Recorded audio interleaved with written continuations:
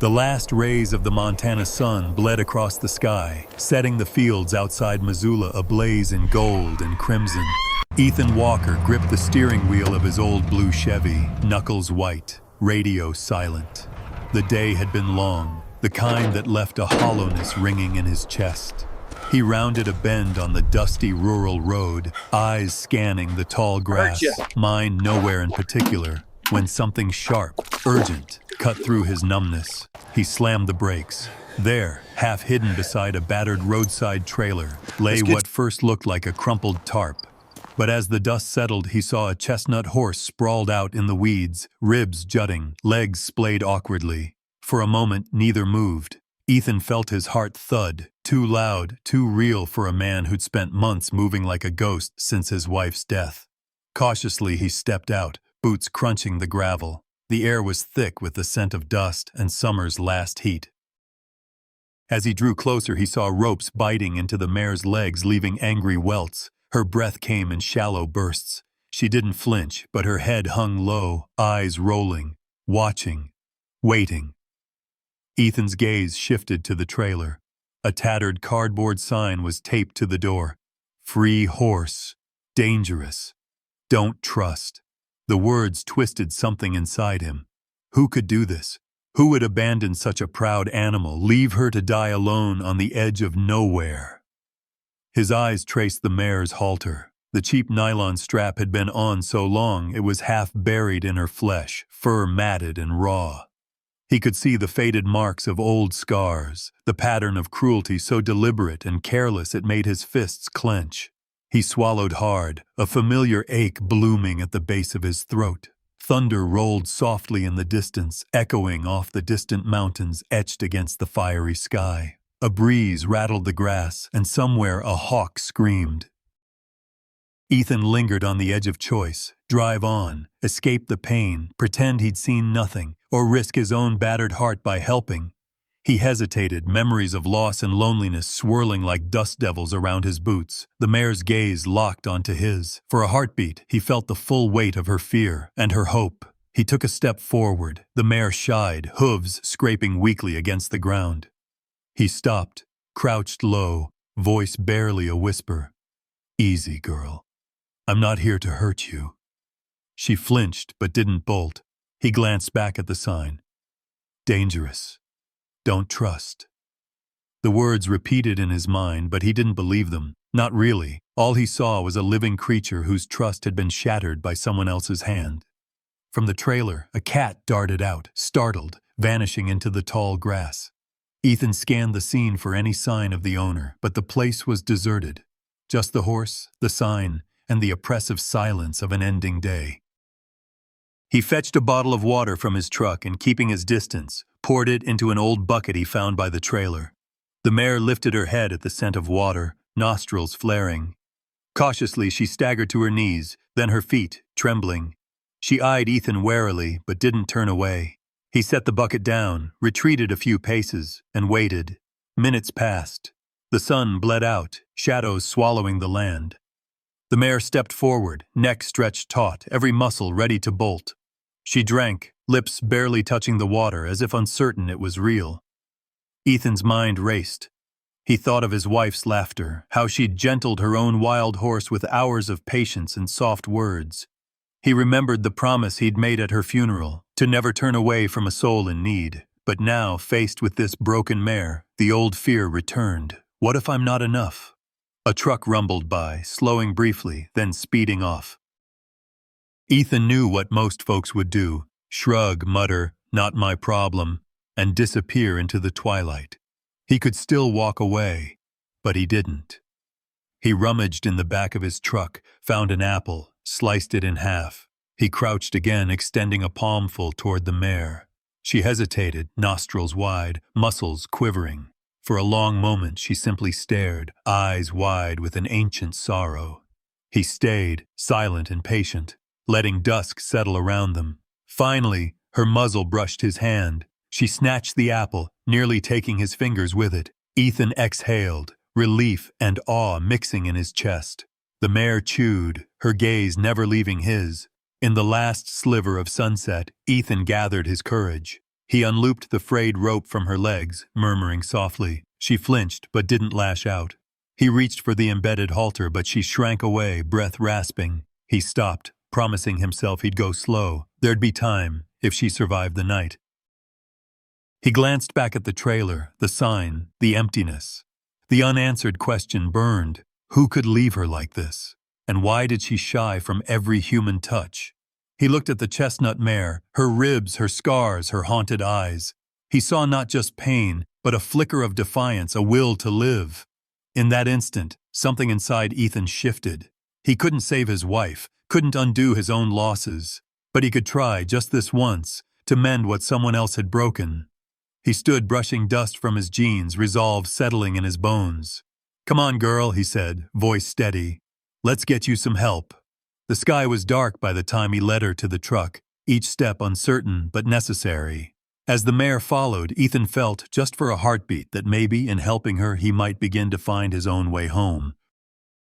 The headlights carved a narrow tunnel through the deepening Montana darkness as Ethan drove toward Bitterroot Valley, the chestnut mare trembling in the trailer behind him.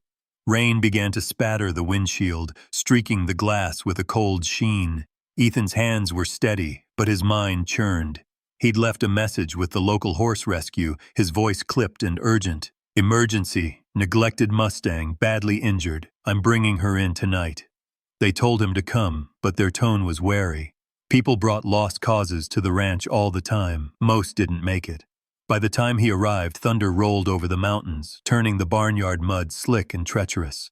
2 staff members waited by the open barn doors, eyes narrowed with fatigue and skepticism. "You the one with the Mustang?" one called. Ethan nodded and unlocked the trailer.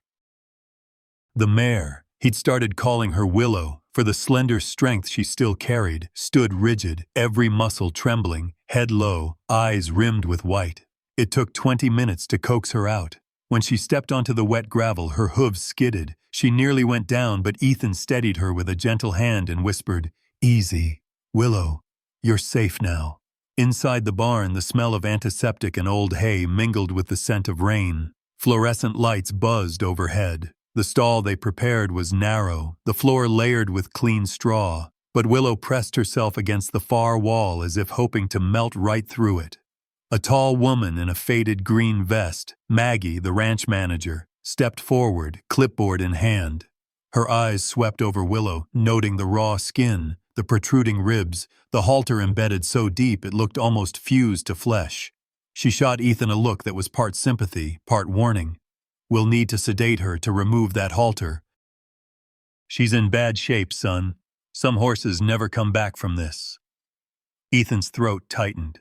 He wanted to argue, to insist that Willow was different, that she could heal if given the chance. But he only nodded, standing back as the vet approached with a needle. Willow's panic was silent but total. Her body shuddered, but she didn't kick or bite. Her spirit seemed battered so thin it barely held shape. As the sedative took hold, Willow's legs folded, and she slid to the straw. The vet worked quickly, removing the halter with a surgeon's care. Ethan watched the deep grooves left behind, the blood welling up, the way Willow flinched even under sedation. Later, as the storm battered the tin roof, Ethan sat outside Willow's stall. The barn was quiet except for the shuffle of hooves and the low murmur of voices from the far end. Willow lay on her side, flanks heaving, eyes dull but open. She wouldn't eat, wouldn't drink. When the staff tried to approach, she pressed herself tighter into the corner, hooves scraping raw patches on the wooden walls. "She's too far gone," muttered one volunteer, shaking her head. "Some just don't want to be saved." Maggie leaned on the stall door, voice low. "I know you mean well, but sometimes the kindest thing is to let go. There's only so much you can do." Ethan clenched his fists, knuckles white. He thought of his late wife's horse, a gentle gelding who had died in a barn fire years ago. He'd seen the same haunted look in Willow's eyes, the same silent plea for something she didn't know how to name. An inexplicable pull kept him rooted here, as if helping Willow might also save some part of himself that was still broken. Over the next hours, Ethan tried everything. He left a bucket of fresh water and a small pile of hay in the corner. He sat on the straw outside the stall, sketchbook in hand, whispering stories to the mare in a low, steady voice. Sometimes he recited the lines his wife used to say to calm, nervous horses. Sometimes he just let the silence stretch, willing her to hear the promise in his stillness. I'm not leaving. Willow refused to eat. The wound on her neck wept. She flinched at every sudden sound, the rattle of a pitchfork, a door slamming in the wind. Ethan watched her hooves. She'd scraped them raw from pawing the walls, desperate to escape. One morning, Maggie handed Ethan a manila folder. No microchip, no papers, no name. The scars say enough. She was penned up, maybe worse. Whoever owned her didn't want to be found. She fixed him with a look. We give them 3 days, sometimes a week, then we have to make hard choices. I'm sorry. Ethan felt his jaw set, stubbornness filling the space where fear had been. He glanced at Willow, who hadn't moved all night. He remembered his promise never to turn away from a soul in need. Was this what his wife had meant? To try, even when the odds were bleak. Or was he simply chasing ghosts, prolonging the suffering for them both? Rain lashed the windows, thunder echoing through the rafters. Willow's eyes found his, wide and desperate. Ethan knelt by the stall, pressing his palm to the bars. I know you're scared, he whispered, voice rough. I am too. The barn felt cold, the future uncertain. But Ethan made his choice. He would not give up, not yet, even if the rest of the world had already turned away. Days slipped by like slow-moving clouds across the Bitterroot Valley, each one marked by a rhythm of hope and dread. Willow, the battered Mustang, stood rigid in her stall, as if she were carved from wood. The barn's early morning light seeped through the weathered slats, dust motes swirling, but Willow barely flicked an ear at the changing day. Horses outside snorted and stomped, their energy pulsing through the chilly air, but Willow lived in a private world, sealed, silent, ruled by fear. Ethan kept his vigil, refusing to give in to exhaustion or despair.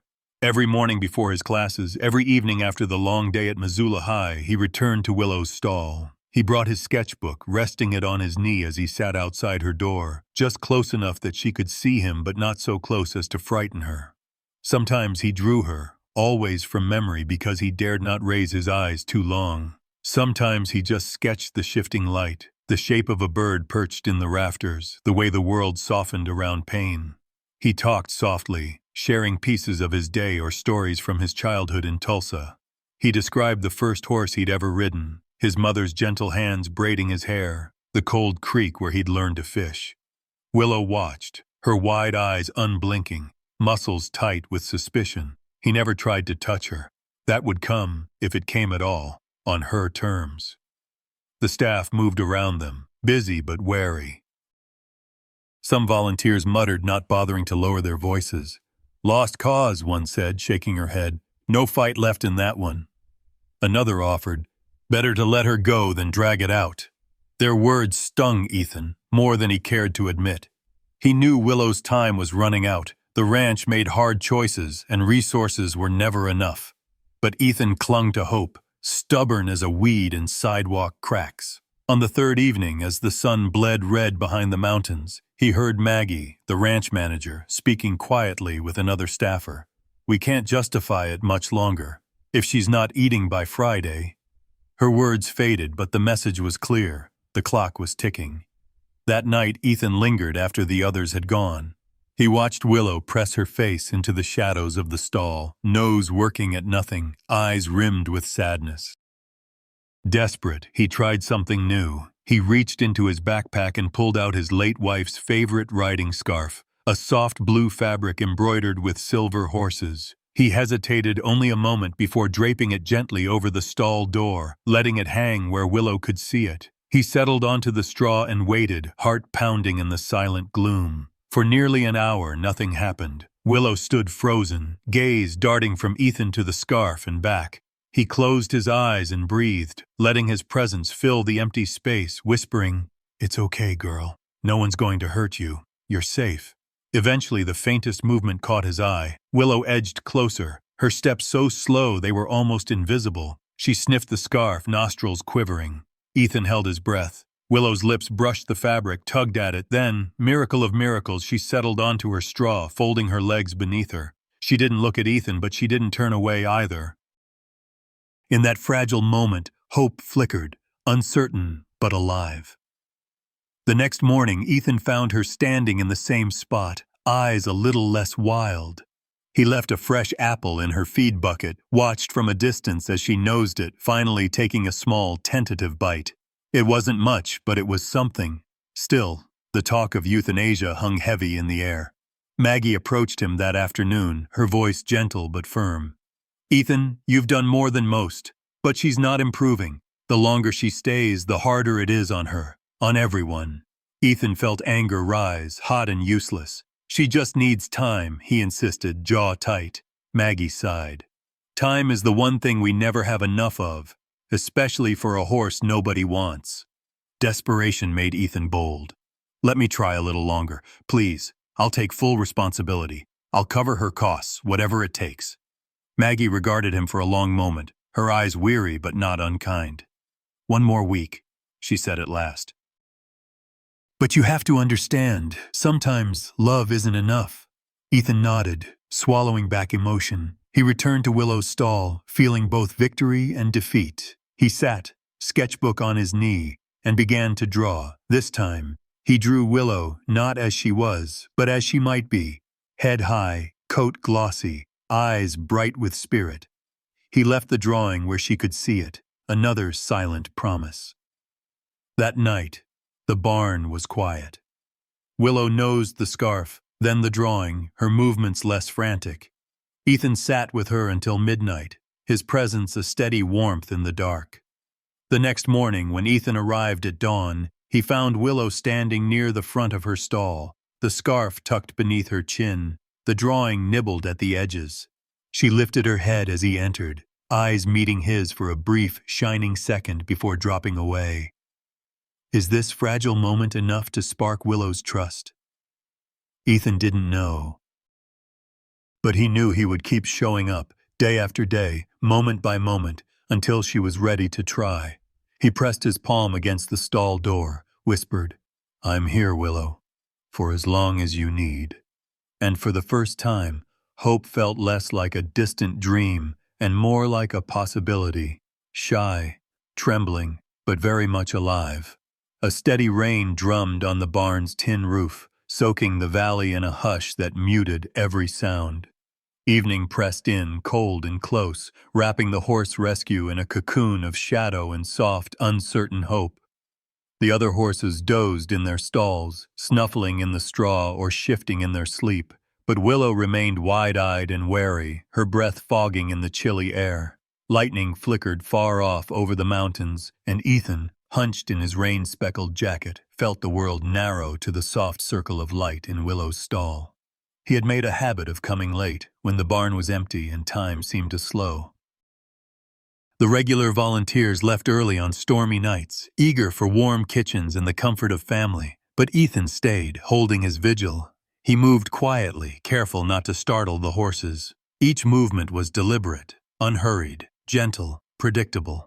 On this particular night, he brought with him a small bag of carrots, fresh, sweet, the kind his wife used to carry in her pockets when she visited the stables back in Tulsa. He found a crate and set it near Willow's stall, seating himself just inside the glow of a single flickering bulb that buzzed above their heads. Rain pinged against the window, filling the silence with a steady lullaby.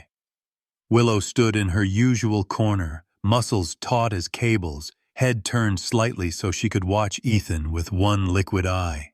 Her coat had begun to shed its dullness, but the scars along her neck and flanks still told stories of months, maybe years, of neglect.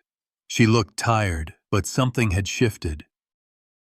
She no longer pressed herself desperately into the shadows when Ethan arrived. Tonight, she merely watched, ears flicking. Ethan settled onto the crate, heart beating in slow, cautious rhythm. He let his hands rest on his knees, voice barely more than a murmur. "You hungry, Willow?" he asked, drawing a carrot from the bag and holding it out, palm open, hand steady. For a long, silent stretch, nothing happened. The barn seemed to hold its breath. Rain fell. Ethan's arm began to ache from holding it so still, but he didn't move. He let the moment stretch, honoring the space Willow needed. Finally, a soft shuffle. Willow took a single hesitant step forward, then paused, trembling. Another step, hooves silent on the straw. She stretched her neck, nostrils flaring at the scent of carrot. The world shrank to the small distance between his outstretched hand and her wary muzzle. Ethan's breath caught as Willow's velvet nose hovered above his palm. He could feel the warmth of her breath, see the ripple of muscle beneath her skin. Every instinct told her to run, but she didn't. She reached out, lips brushing the carrot, then, sudden as a spring storm, she snatched it and retreated to her corner. Ethan let out a shaky laugh, tears burning behind his eyes. That tiny touch, so fleeting, so hard-won, felt like a miracle. He let his hand fall, heart pounding with relief and something like awe. "Good girl, Willow," he whispered. "That's all you, sweetheart."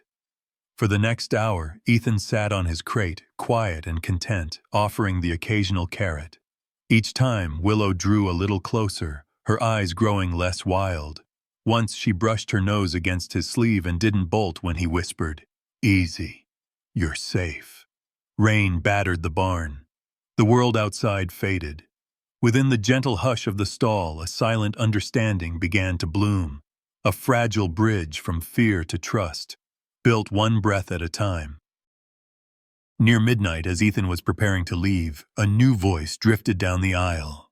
Ms. Ruiz, the local riding therapist, appeared at the door, shaking water from her coat. Her dark hair was pulled back, eyes bright and assessing.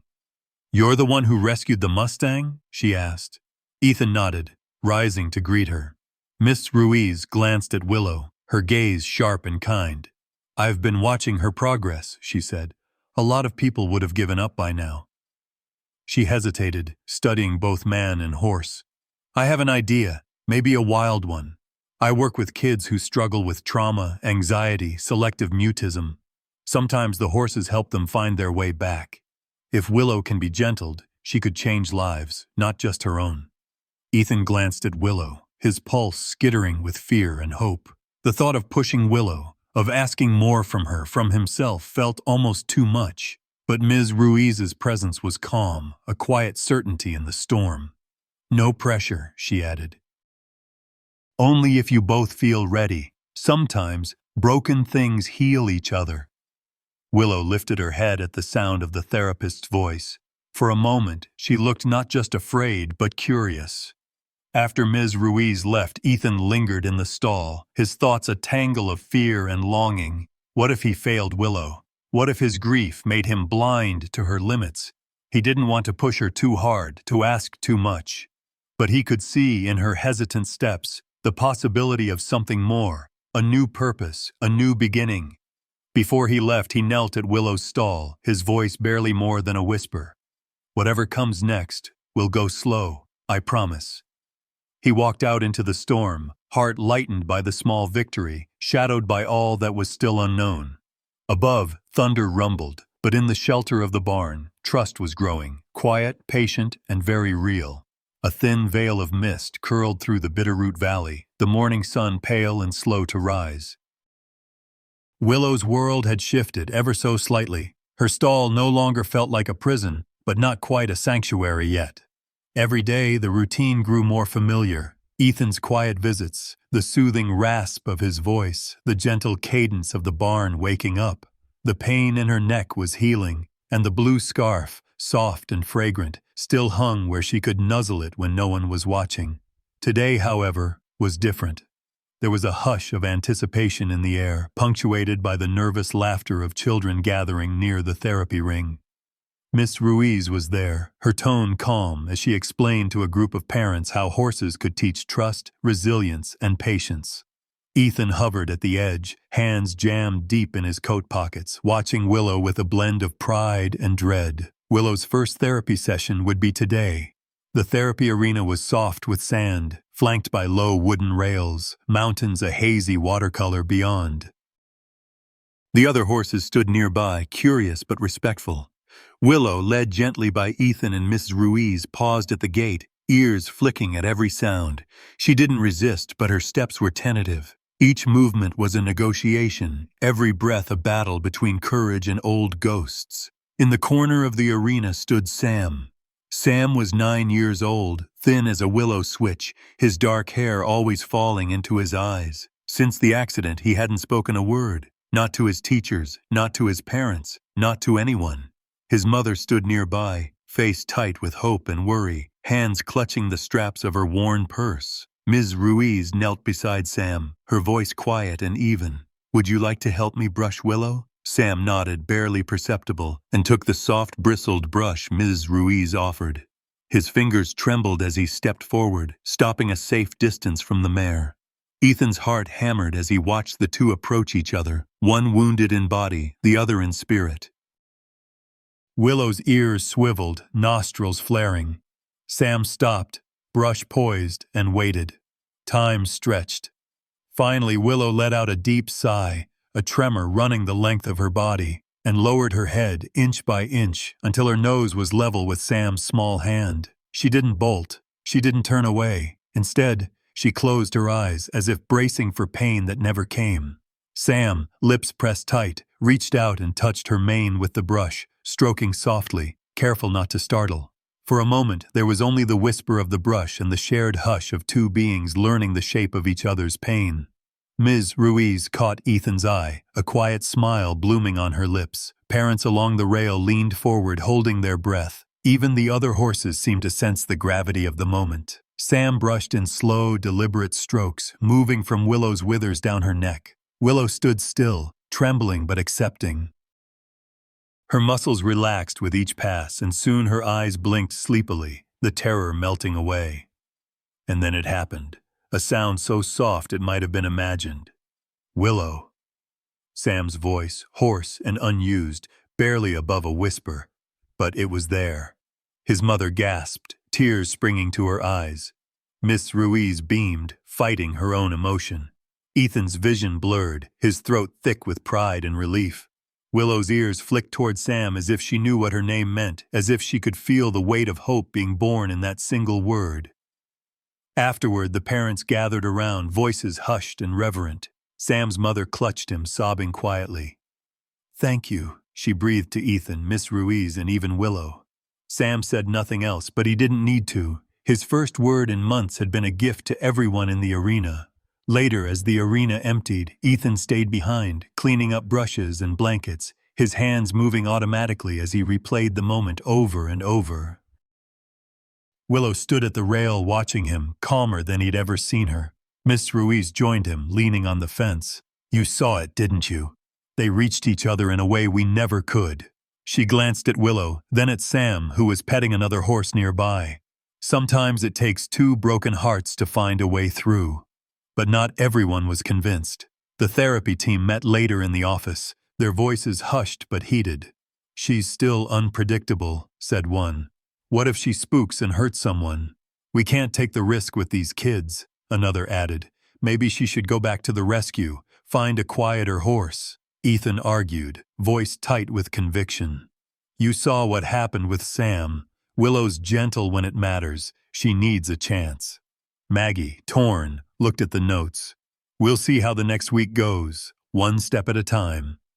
That night, Ethan visited Willow's stall. He brought the blue scarf, which she now took willingly, nuzzling it as he whispered thanks. He brushed her coat, slow and careful, remembering Sam's courage, Willow's patience, and the wild hope rising in his chest. The big question hung in the air. Could these two truly heal each other, or would their old wounds win out? Ethan left the barn with a new resolve. He would fight for Willow, for Sam, for every fragile connection that made the world a little softer. Even if hope was as uncertain as dawn mist, he would keep showing up, one touch, one word, one silent victory at a time. The weather in Bitterroot Valley had a mind of its own, and when the storms rolled in, they did so with no warning, angry, howling, full of memories and fear. For days, the work at the ranch followed a quiet, hopeful rhythm. Willow was improving, her coat regaining a healthy sheen, her appetite returning. She'd begun to greet Ethan at the gate each morning, nickering softly, nosing his jacket pockets for treats. With Sam, she was patient, careful, as if she understood just how fragile his trust was. The scars on her neck had faded into pale reminders. But one late afternoon, the clouds stacked themselves heavy and black over the mountains. The air grew thick and the horses restless. Ethan was in the small house he'd started to call home, set just beyond the pasture, willow trees bowing to the wind, preparing a lesson plan for his students when the first thunder shook the glass. He stood and looked out the window. Willow was in her paddock, ears pricked, muscles tense. Rain splattered the earth, and the wind picked up. Ethan's gut tightened, a primal worry only horse people understand. He pulled on his coat, boots thudding down the steps, and rushed outside, squinting through the slashing rain. He found Willow trembling at the far end of the pasture, her eyes wide, coat slicked to her ribs. A jagged flash of lightning split the sky, and something deep in Willow's memory shattered. She bolted, hooves thundering, nostrils flaring straight toward the old sagging side gate. "Willow!" Ethan shouted, running after her, boots sliding in the mud. He saw too late that the gate hadn't latched right. The wind had worked it loose. Willow crashed through, wood splintering beneath her chest, and disappeared into the storm. Ethan's heart pounded. Guilt twisted inside him. He'd meant to fix that gate a dozen times. Now his own neglect had set her free into a world full of old shadows. He grabbed a flashlight, called Maggie, and dashed into the downpour, calling Willow's name until his voice went hoarse. Back inside, Sam sat at the table with Miss Ruiz, drawing pictures with colored pencils. He'd made quick progress since that first quiet day in the arena, his voice still soft but growing stronger. When Ethan burst in, soaked and frantic, Sam looked up, eyes wide with dread. "She's gone?" he whispered.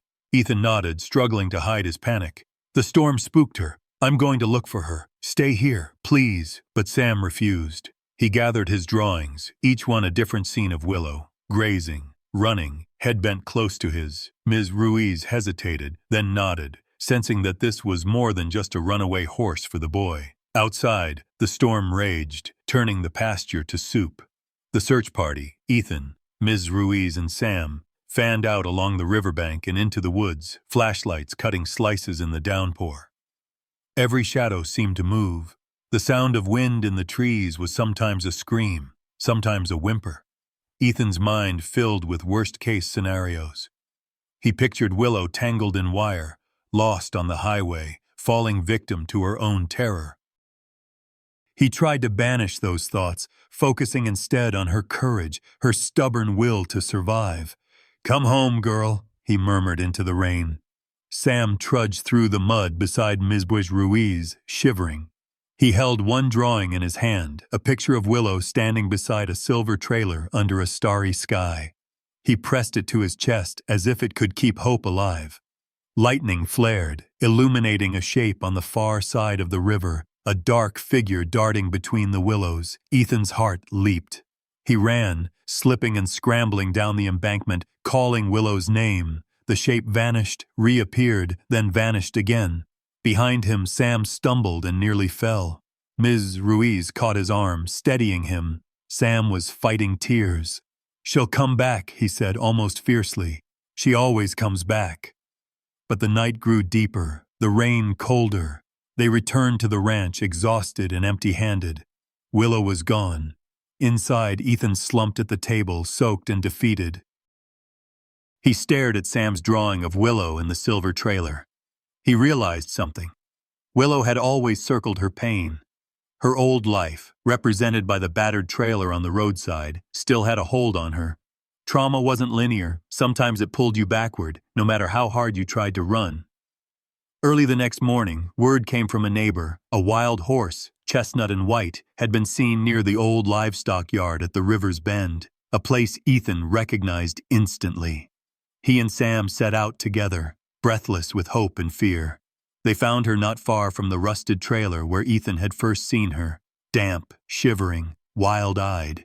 She circled the trailer as if it were a tether to her past, as if she couldn't quite break free from its shadow.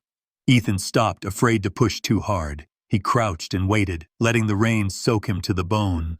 Sam sat beside him, holding the drawing out where Willow could see it. "Willow," Sam whispered, "come home." For a long moment, nothing happened. Willow's eyes darted between Ethan, Sam, and the trailer. The storm had passed, but its echoes lingered in every tremble of her body. Would she let herself be saved?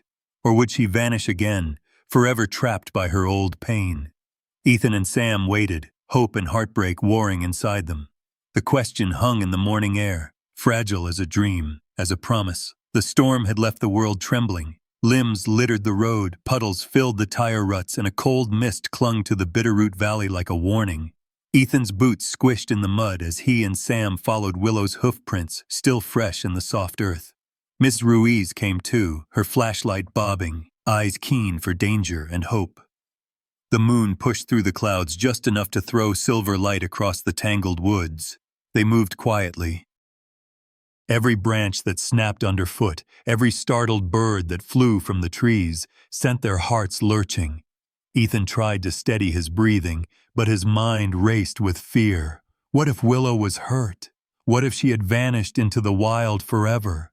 Each step brought him back to the roadside where he'd first found her, lost, wounded, almost out of time. He glanced at Sam, whose jaw was set, his fists tight around his drawing of Willow and the trailer. The boy's eyes darted between the darkness and Ethan, searching for reassurance, or maybe for the courage to keep going. Far off, a sharp whinny pierced the silence. They quickened their pace, following the sound through brambles and shadows. Ethan's flashlight caught a flash of chestnut brown.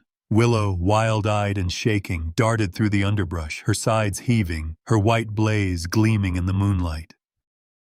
She stopped short, cornered by a tangle of old barbed wire near the rusted livestock trailer, the same place where her pain began. Ethan's breath caught. He slowed, raising a calming hand. "Easy, Willow. It's me." But the mare was trapped, one hind leg caught by the wicked barbs, blood oozing down her shin. Her eyes rolled with terror. Every instinct screamed for her to flee, but she couldn't move. The trailer loomed behind her, a haunted monument to every scar she carried. Sam stepped forward, voice quivering but determined. "Willow," he called, louder than before. "We're here. We won't hurt you." He knelt, holding out the drawing. "See? You're not alone." Ms. Ruiz circled wide, searching for a safe approach. Ethan's heart hammered. He wanted to rush in, to cut the wire, to make everything right. But the years had taught him that force could break what was barely healed. He looked at Willow and saw not just the bleeding leg, but the old wound inside himself, the loss, the fear, the way grief left him standing on the edge of every decision, terrified to choose wrong. He crouched low, making himself small, letting Willow see his hands were empty. "You have to trust me, girl," he murmured, voice thick. "But I know you can't if I force you." Sam watched, tears sliding down his cheeks. The boy's pain was silent, but it filled the clearing. "She's scared, just like me," he whispered to Miss Ruiz. She squeezed his shoulder. "So are you. But look how brave you are right now." Ethan inched closer, his every movement measured, careful not to spook Willow. He spoke softly, a constant reassurance. "I'm not leaving. Not this time." His mind raced. Should he cut the wire himself and risk Willow lashing out in panic? Or should he wait, let her come to him, trust that she'd understand? He remembered the words his wife once whispered to a wounded colt. Sometimes love means waiting for the other to step forward. Ethan realized he was standing at that same threshold, wanting to help, but knowing the choice had to be Willow's. The moonlight revealed the deep gash on Willow's leg, the way her body trembled. He opened his pocket knife, laid it on the ground where she could see it, then held out his hand. "If you'll let me, I'll set you free." For what felt like forever, no one moved. The wind rustled the grass, the old trailer creaked, then, inch by inch, Willow's breathing slowed. Her gaze locked on Ethan's, searching for something beyond the pain. She shifted her weight, the wire pulling at her leg, and let out a soft, shuddering breath. Ethan slid forward, picking up the knife. He spoke to her in low tones, every syllable a promise. "I won't hurt you." He cut through the barbs, careful not to touch her more than necessary. Willow flinched once, but didn't bolt. When the last strand snapped free, she stumbled, then pressed her nose briefly into Ethan's shoulder, so quick he almost missed it. Tears flooded Ethan's eyes. For a heartbeat, their scars, horse and human, mirrored each other, a raw memory written in flesh, a reminder of what could never be undone, only carried. Sam rose, voice trembling but sure. "Willow, come home," he said, holding the drawing out. Willow limped to him, resting her chin on his head. The night, heavy with ghosts and fear, suddenly felt lighter. Ms. Ruiz wrapped her arms around Sam, whispering, "You did it. You both did." The clearing pulsed with relief, with gratitude, with the wild, tentative hope that maybe, this time, trust had won over fear. As they led Willow slowly away from the trailer, Ethan glanced back at the ruin of twisted metal and weeds. He thought of all the choices he'd made. Good, bad, desperate. Tonight, he had chosen to let go of control and let trust fill the space instead. Willow limped at his side, her wound a living reminder of all she'd survived. For the first time, Ethan understood. Sometimes the hardest thing wasn't holding on. It was letting go, and letting another soul come to you on their own terms. Dawn crept slow and gentle over the ranch, its pale gold washing away the last chill of the storm. The air smelled of wet earth and new beginnings, and the only sounds were the soft calls of birds and the sleepy nickering of horses in their stalls. In the pasture, the willow trees bowed as if in blessing, their leaves glistening from the night's rain. For Ethan, the world felt both raw and newly tender, every sense heightened, as if he was waking from a long, gray dream. Willow stood in the center of the paddock, her leg freshly bandaged, her breath calm. Her eyes, though tired, had lost the wild edge that once defined them. Ethan leaned on the fence, a thermos of coffee warming his hands, watching as Willow sniffed the dew-covered grass, her nose twitching with cautious curiosity. Sam arrived at sunrise, clutching a bouquet of wildflowers, his hair a messy tangle, shoes still muddy from the night before. He paused at the gate, eyes searching for Willow, relief softening his small face when he saw her standing strong. He made his way to the mare, humming softly. A song without words, shaky at first, but growing steadier with each note. Miss Ruiz watched from the porch, arms folded, smiling at the scene. The ranch had always been a place of healing, but she knew some wounds could only be reached by patience and faith. Sam knelt beside Willow, weaving the wildflowers into her mane. He didn't speak, letting his actions say what words could not. Willow leaned her head down, her muzzle brushing Sam's shoulder in quiet acceptance. For a moment, the rest of the world faded. There was only the boy, the horse, and the gentle morning light. Ethan felt a lump rise in his throat, unexpected and welcome. He wiped at his eyes, letting himself feel everything: pride, relief, grief, and a blooming hope he'd thought was lost forever. For the first time, Willow walked beside him, unhaltered, following his gentle lead from the pasture to the barn, every step an act of trust. Inside, the other horses greeted Willow as if welcoming home a lost herdmate. The staff, Maggie, Miss Ruiz, the volunteers, gathered around, their doubts silenced by the evidence before them. The Mustang, once labeled dangerous, was calm, responsive, and present. Maggie's skepticism softened as she watched Sam and Willow together, her hard exterior melting. "Well," she murmured, "maybe miracles do happen." That afternoon, the ranch held a small ceremony. Willow was officially adopted, not just as a resident, but as a therapy horse. The battered trailer where Ethan had first found her was towed to a quiet corner of the property, its wheels removed, its metal sides painted with bright colors and swirling flowers by the children and volunteers. What had once been a symbol of cruelty and abandonment was reborn as Willow's garden, a living reminder that pain could be transformed into beauty and hope. Sam, now a regular at the ranch, braided ribbons into Willow's mane and tied a bell around her neck, a gentle chime for every step she took. Ms. Ruiz led the children in a song, their voices high and uncertain at first, then growing bold as Willow walked among them, calm and curious. Ethan stood at the edge of the celebration, heart full. He felt his wife's presence, her laughter in the air, her gentleness in every gesture. The ache of loss had not vanished, but it was no longer the sharp, unending pain it once was. In its place was a softer sorrow, woven with gratitude for the present and the promise of tomorrow. And as the sun began to set, Sam sat with Willow in the garden, telling her stories in a low, steady voice. He told her about the dreams he'd had, about the fear that sometimes returned at night, about the silence he'd lived in for so long. Willow listened, her ears flicking, her eyes gentle. When Sam paused, Willow nudged him softly, as if to say, "You're not alone." Ethan joined them, kneeling in the grass. He pressed his palm to Willow's neck, feeling the steady beat of her heart. He looked at Sam, at the old trailer now brimming with flowers, and understood that home wasn't just a place. It was a feeling, a shared journey, a willingness to let go of what once was and embrace what could be. The night deepened, the stars bright over the valley.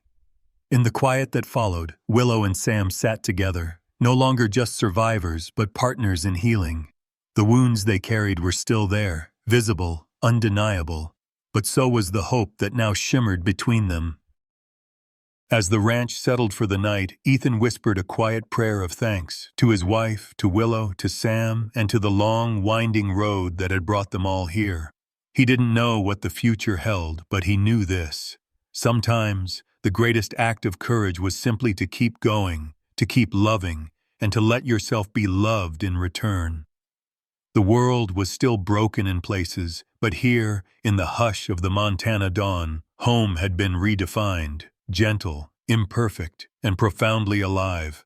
Even after the storm faded and the ranch returned to its gentle rhythms, echoes of that long, wild night lingered for Ethan, Sam, and Willow.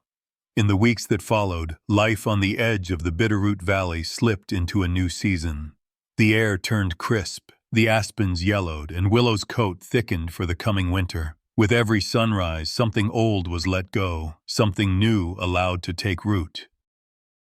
Ethan often found himself wandering to Willow's garden, the old trailer transformed by laughter, color, and hard-won hope. Where rust and barbed wire once ruled, now sunflowers and wild vines tangled through painted steel. He saw children kneeling in the dirt, planting seeds, their voices ringing with stories and laughter. Some days, Sam led Willow to the edge of the garden and sat beside her, humming or speaking softly, the two joined by invisible threads. One golden afternoon, Ethan stood by the garden's edge, reflecting. The journey he and Willow had traveled, marked by scars and setbacks, by moments of surrender and flashes of stubborn courage, had changed him in ways he was only beginning to understand. He'd started as a man crippled by grief, convinced his best days were behind him. Saving Willow was supposed to be an act of redemption, a way to repay a debt to his late wife, or maybe himself. But as he watched Sam braid Willow's mane with dried autumn grasses, Ethan realized it was never about saving anyone. It was about learning how to show up, open, vulnerable, and willing to be changed. Willow's presence, steady and unhurried, became a quiet anchor at the ranch. The children who came, each carrying their own wounds, found in her a gentleness that didn't ask questions or offer easy answers. They learned to move slowly, to listen more than they spoke, to be patient with fear and uncertainty. And in return, Willow learned to trust again, her world growing larger with each day. Ethan spent many evenings in reflection. Sometimes he'd sit on the steps of the garden, hands wrapped around a mug of coffee, and watch the dusk gather over the fields. He'd think of his late wife, how she'd always found beauty in the broken, how she taught him to see the world not as a series of losses, but as a patchwork of second chances. Grief had changed him, but so had Willow and Sam. In helping them, he'd begun to forgive himself, to accept the limits of his strength and the necessity of letting others in. One evening, as the sun bled over the mountains, Maggie joined Ethan by the garden. She pointed to the trailer, once a cage, now a place of growth. Funny how something meant to hold you back can become a shelter, she mused. Ethan nodded, understanding in a way he couldn't have before. The trailer, for so long a symbol of pain, was now a testament to transformation. What was once the site of surrender had become the heart of the ranch, a place where broken things grew beautiful. Sam's own journey echoed this transformation. His silence was no longer a prison. It had become a space for listening and slow healing. He began to share more, sometimes words, sometimes just the easy company of a boy who knew what it meant to hurt. The other children noticed. Sam helped new arrivals find their courage, guiding them with Willow's quiet example. On a crisp morning, Ethan led a group of students from his high school art class to Willow's garden. He set out sketch pads and colored pencils, encouraging them to draw what they felt rather than what they saw. Some drew horses, others wildflowers or the battered trailer, now shining with color. In each drawing he found traces of hope, proof that pain, repurposed, could make space for new stories. That night, Ethan sat at the kitchen table, a candle flickering beside him. He wrote in his journal, reflecting on what he'd learned. Healing isn't linear. It asks for patience, courage, and the humility to start again and again. No one does it alone. Sometimes the most wounded among us become the healers, the ones who know the weight of scars and how to make room for them without letting them define the story. He thought, too, of all the horses like Willow, abandoned, misunderstood, discarded as dangerous. There were more out there in fields and barns and the backs of dusty trailers. And there were people, children and adults, who had learned to keep their distance from the world, convinced their pain made them unlovable. But what if every one of them was just waiting for a hand to reach out, for someone to say, "You're worth the risk. You're not alone." As autumn faded toward winter, Ethan, Sam, and Willow stood together on the porch, watching the valley settle under the first stars. The world was quiet, but it was not empty. The lessons they carried, about grief, hope, and second chances, had woven them together in ways words could never explain. Ethan turned to Sam, his voice gentle. "You know, sometimes silence is just another way of listening." Sam nodded, slipping his hand into Ethan's. Willow stepped forward, pressing her nose into Ethan's chest, then Sam's shoulder, a living, breathing reminder that healing happens when we least expect it, and that some scars are only visible to those willing to see them. As they stood in the hush of night, the trailer-turned garden glowed in the moonlight, wildflowers shimmering, hope alive and rooted in the soil of what once was broken. 1 year later, the Bitterroot Valley bloomed with promise. Spring had returned with a vengeance. Thick carpets of wildflowers along the river, willow trees bursting into green. Children's laughter drifted across the ranch as Willow, her coat glossy and strong, grazed peacefully at the edge of the paddock. The brown mare, once so broken she could barely stand, had become the beating heart of the community. Her white blaze was a familiar sight, her steady presence a quiet reassurance that healing was possible, even for those once marked as hopeless.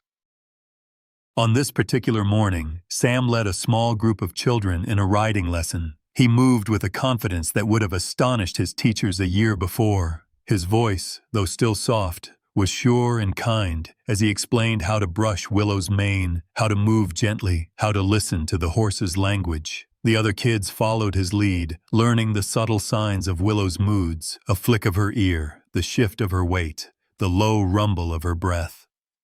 Mr. Ruiz watched from the fence, pride warming her smile. Maggie leaned beside her, arms crossed, eyes shining. Parents snapped photos from the sidelines, unable to hide their wonder at the transformation, not just in Willow, but in the children she guided. Some of those kids had come to the ranch carrying invisible wounds, withdrawn or angry or afraid. Now, thanks to the patience of a once-abandoned Mustang, they were learning to trust themselves and each other. Near the barn, Ethan busied himself with chores, but he paused to take it all in, the laughter, the sunlight, the easy way Willow moved among her students. He still felt the ache of old losses, but they no longer held him in place. Instead, they softened him, reminding him to be present, to be grateful. When he caught Sam's eye across the paddock, the boy grinned and waved. Ethan waved back, heart full. After the lesson, the children gathered in Willow's garden. The old trailer, now a riot of flowers and green. Ribbons hung from the painted sides, and a wooden bench beneath the willows served as the meeting place for stories, snacks, and secrets. Sam sat on the bench, Willow's head in his lap, as the other kids crowded close. Sam told them how Willow used to be afraid, how she'd run from every shadow, how she'd once lived in a place where no one seemed to care if she survived. He described that long, stormy night, and how trust had been rebuilt, step by trembling step. "She taught me," he said, "that even when you're scared, you can try again. Even when it hurts, you don't have to hide. The younger children listened, eyes wide, fingers tangled in Willow's mane. One small girl new to the ranch asked, "Does it ever stop hurting?" Sam thought for a long moment. "Not always," he answered honestly, "but it gets easier when you let people in, when you have someone, like Willow, who doesn't give up on you." Miss Ruiz joined them, offering juice and cookies. She looked at Ethan and nodded toward the garden. "You did that," she said quietly. "You turned pain into something new." Ethan shook his head, smiling. "We all did," he said. "Willow did." As the day wore on, the ranch buzzed with life. Ethan led a tour for a group of new volunteers, explaining how the program worked. He pointed out Willow's garden, the therapy ring, and the new riding trail carved through the wildflowers. He told them the ranch's core value: healing isn't magic, it's work. It's trust, patience, and the courage to try again, even after everything falls apart. Maggie, watching from the office window, wrote a note for the ranch's website. "Willow, our resident Mustang, reminds us daily that the most broken can become the most brave. If you see suffering, animal or human, don't look away. Be the hand that reaches out. The world needs more courage, more compassion, and more stories of second chances." That evening, as the sun slipped behind the mountains, Ethan, Sam, and Willow walked together along the riverbank. Sam tossed pebbles in the water. Willow splashed at his side. Ethan looked at the two of them, past and present braided together, wounds honored, not erased, but no longer in control. They paused in a field of lupine. Willow galloped ahead, tail flying, and Sam chased after her, his laughter rising above the whisper of the wind.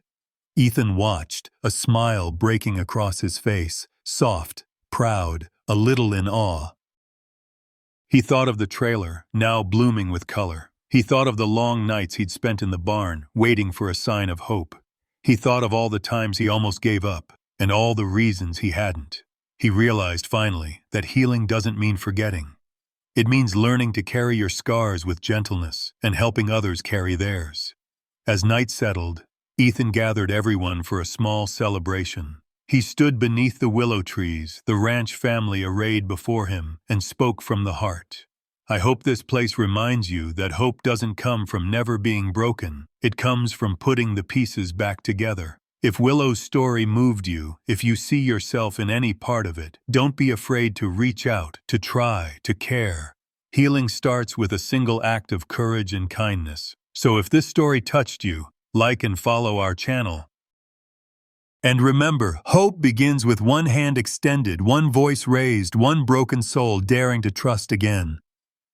The last image of the evening, Willow galloping free beneath the Montana sky, Sam running beside her, laughter ringing in the air, Ethan watching, no longer lost in grief, but rooted in the present, surrounded by a family built from courage, patience, and the relentless possibility of hope.